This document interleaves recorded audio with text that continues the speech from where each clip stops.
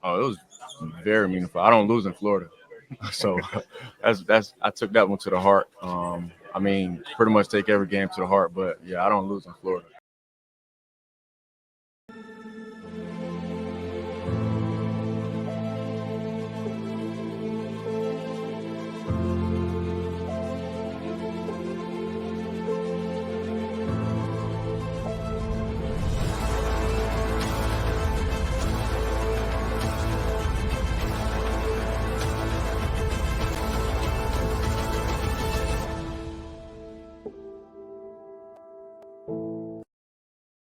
Welcome to the Talkin VAWLS Network. My name is Boogie Bentley. It is Gator Hater Week, but we got to talk about it. Look, we all know. We know this is Joe Milton's football team. Joe Milton is the leader. Joe Milton is the captain. And this football team is only going to go as far as Joe's right arm will take them. I've talked many times throughout the offseason going into this year. We don't want to see Nico Iamaleava. We want to see Joe have success. And, you know, we can talk about the offseason, the things that Joe's done. He's a sixth-year senior. Been in the system for 3 years. We saw him kind of improve a little bit last year, but we also saw him struggle against Austin Peay, and immediately battered Vols syndrome kicked in. Look, a lot of noise starts to take place. A lot of chatter begins to happen when you've got the number one player in the country sitting on the bench behind you.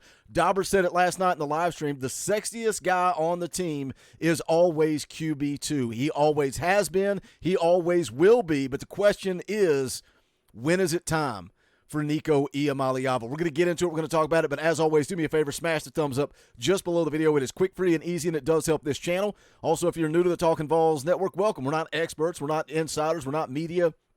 We don't talk at you. We talk with you on this channel. So if you like it, make sure you subscribe. Click that bell for notifications. You're not going to miss out when we go live or when we drop a video. We will be live tomorrow morning, 9:30. We're going live 30 minutes earlier than normal. Myself, Coach Jay, and also the guys from Blue Chip Breakdown will be in the house. That should be a fun one to get us geared up for this Florida game coming up on Saturday. And, you know, that's part of this conversation. Friday or Saturday against Florida is a huge game for this football team. I've talked it to death in the offseason. I've talked it to death all week long. Tennessee needs to win. I don't think it's must win, but they really need that game on Saturday night in the Swamp if they want to go win 9, 10, or like some of you guys are saying, 11 games. That is a crucial game. And how far can Joe take them? I want to take a look at his numbers because, again, going through the offseason, something I talked a lot about is Joe's numbers from a year ago in mop-up duty. Most of it was mop-up duty. Had a couple of games against Vanderbilt, obviously the Orange Bowl, and that was the whole conversation, right? That's what we kept talking about is, are we going to get Orange Bowl Joe, or are we going to get 2021 Joe? And you can see his completion percentage in 2021, 51.6%. We all know about the overthrows, missing guys deep, the inaccuracy. Follow that up 2022, mop-up duty for the most part. He improves that completion percentage almost to 65%, 64.6% a year ago, 10 touchdowns. One thing he continues to do is protect the football. He does not throw into coverage often. He does not make a whole lot of mistakes. He's making the right reads. You got to give Joe credit for that. But then you look at 2023, it's a case of Dr. Jekyll and Mr. Hyde, right? Virginia, I thought he looked pretty good, completed 70% of his passes, had a couple of touchdowns. Tennessee's only connected on 2 passes over 20 yards through 2 weeks. And a lot of that is the vanilla offense, right? You're not showing your hand. You're not giving away what you're going to do going into that Florida game. But then you look at the Austin Peay game, and some of you say, Boogie, he completed 64% of his passes. What's wrong? What's your problem? Yeah, he completed 11 straight passes to end that game, or towards the end of that game, that were sideline throws. Just quick little wide receiver screens, bubble screens, just to get the ball out and go beat a really bad Austin Peay team and get out of Neyland Stadium with a W.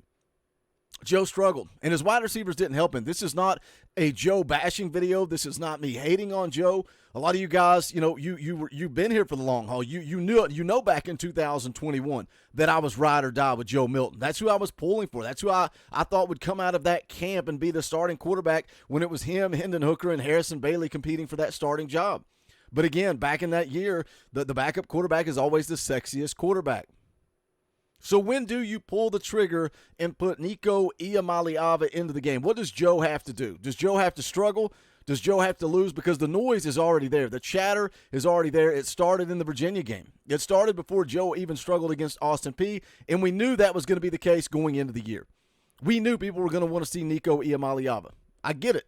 I understand. When you look at who he is, again, number 1 ranked player in the country according to On3 in the class of 2023. Some people are practice players and some people are gamers, and that's something we heard continuously about Joe Milton. He does it every day in practice. He doesn't miss those deep balls in practice. He's accurate in practice. Some guys are practice guys. Some guys are gamers. I think Hendon Hooker was a gamer. What about Nico? Is he a gamer? Again, number 1 player in the country according to On3. You go look at the scouting reports, all the buzz about Nico coming out of high school, he's a gamer. This scouting report from Greg Biggins over at 247 Sports talks about how he continued to get better and better throughout his senior season of high school football. Athletic 6'5" frame, not just a talented quarterback, but a gifted volleyball player as well, an athlete. Said he made huge strides over the last season in terms of pocket feel, ability to throw on time and anticipate. We've seen that. We've seen it in the orange and white game. We've seen it in the limited snaps that he took against Virginia. He looks smooth. He looks clean in the pocket. The way he moves around, escapes pressure, extends plays.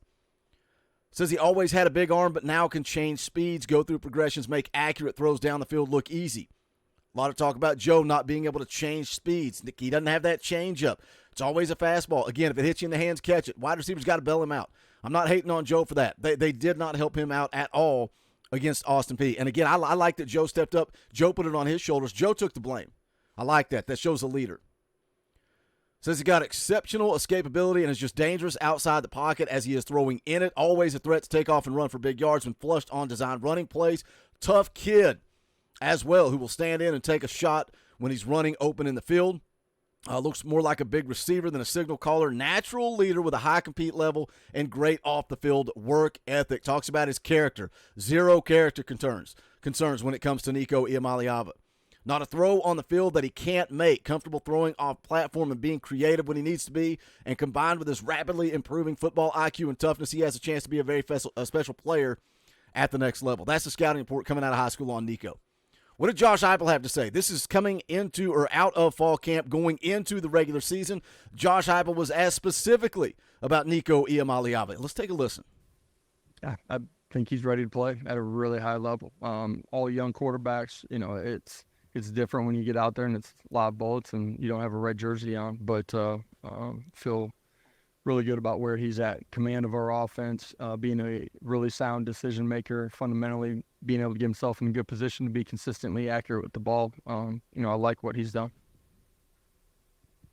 Just kind of following up on that question, there was a lot of conversation over the last 2 years about how Joe Milton prepared as the starter despite being the backup. What have you kind of seen from Nico? Maybe not necessarily on the field, but off the field in terms of preparation and being that backup in that room? Yeah, as a young man coming into a program, understanding the standards that we have here, but the demands of playing quarterback at this level, being able to start to grasp and understand what's going on from us up front, protections, defensive structure, being able to see and recognize, anticipate, and see post snap rotations from the back end.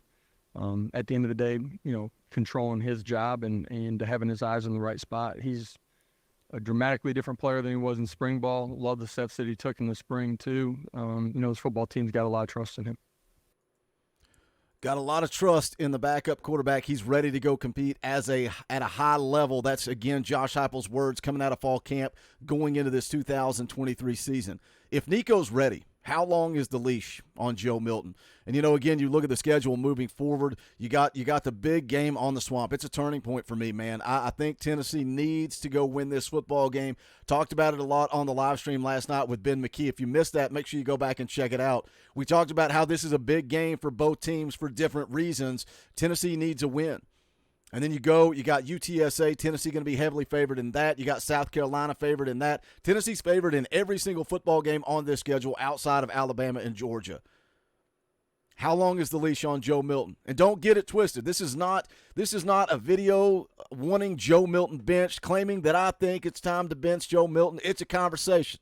Let's have a conversation because that's where this fan base is at. There's a lot of people out there right now that are ready to bench Joe Milton, and they're ready to ride with Nico Iamaleava. Where are you at? Put it in the comment section. Are you ready to bench Joe? If not, how long's the leash? What's it going to take? I hope Joe goes into the Swamp and absolutely balls out and this conversation is ended. However, if he goes and struggles, we knew this was coming, guys. We knew this conversation was struggle because it's battered ball syndrome. As soon as Joe misses, we go back to 2021. We start to panic. A lot of people in this fan base are ready for Nico. That doesn't mean that they want Joe to fail. Doesn't mean that they want Joe to play poorly. It means they want the best player on the field for Tennessee. Is that Joe Milton or is it Nico Iamaleava? That's the question. I don't care who's playing quarterback. I'm going to ride or die with whoever is on that field. I want them all to succeed. It's just a conversation. Jump into the comment section. Let's talk about it. Let's get into it. When is it time for Nico Iamaleava? As always, guys, make sure you smash the thumbs up. I would greatly appreciate it. And go check out the merchandise. You can go to bonfire.com/store/Talkin VAWLS. We got some new shirts out there for you guys to check out. It's Gator Hater Week. Go pick up some Gator Hater merch. Also, the link is in the description for you can go check that out and pick up the merch. And as always, thank you to the members of the channel. If you're not a member, you like the content, the videos, the live streams, the community aspect, whatever it is you like about this channel, if you want to support us, hit that join button down below. It's as little as $1 a month. $1 a month. If you've got that dollar to spare, we would appreciate it. That's how we keep this thing running. That's how I'm able to do it full time. So I would appreciate that support. The more you give, the more perks and benefits you get. Custom Talkin VAWLS emojis, access to fan call-in shows, a power T beside your name in the chat. I also try to highlight your comments on the live streams. But if not, that's cool. Smash the thumbs up because it's quick, free, and easy. Jump over here in the comments section. Let's talk a little Tennessee football because this is the Talkin VAWLS Network. My name is Boogie Bentley. Go Big Orange.